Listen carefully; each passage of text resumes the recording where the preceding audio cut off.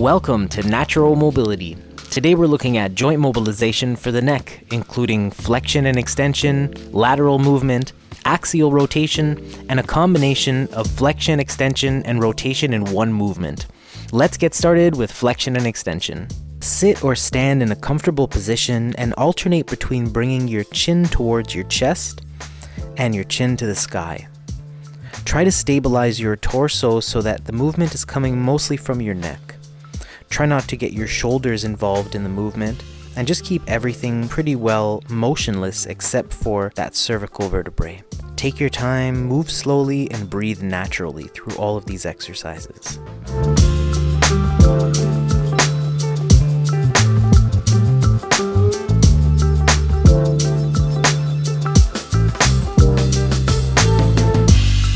Next, we can explore lateral flexion, which involves bringing the ear towards the shoulder while keeping the face facing forward. Again, move slowly and try not to involve your shoulders too much, making most of the movement come from your neck.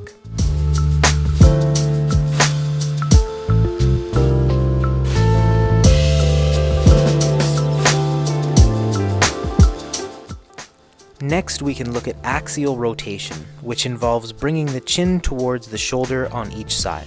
You want to keep your spine upright and try to just rotate without any flexion or lateral movement. Again, you can move slowly and try to get into your full comfortable range of motion.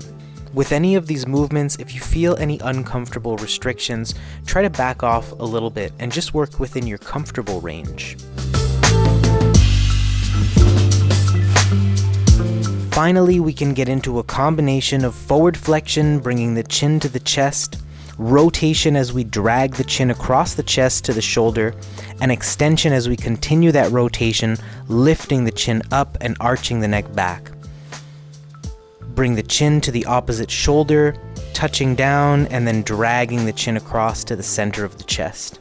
You can do this a few times in both directions, moving slowly, and really emphasize arching the neck back as you extend rather than folding the neck back. This is much more comfortable and you don't want to compress your spine. So far in this video, we've placed a lot of emphasis on isolating and segmenting movement of the neck.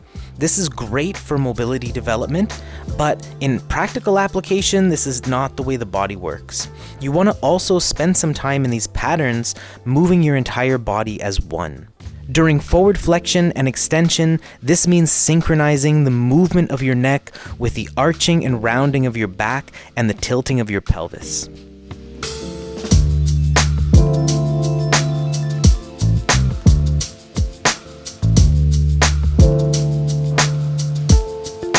For lateral flexion, you want to synchronize the tilting of your head and torso with the shifting of your hips in the opposite direction. Remember, you want to synchronize all of these movements so that they begin and end at the same time.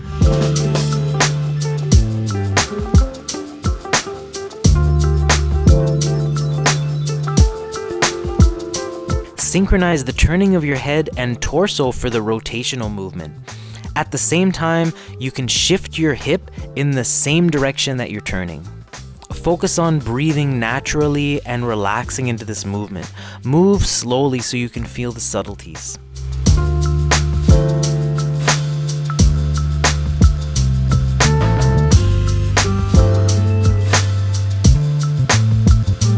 The combination of flexion, rotation, and extension in whole body movement is where things get really interesting and a bit complicated to explain.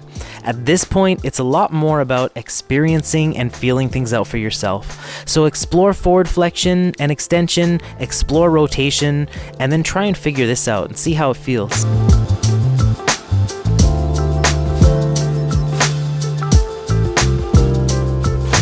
That's it for today. I hope you found this video helpful. Thanks for tuning in, and I'll see you next time.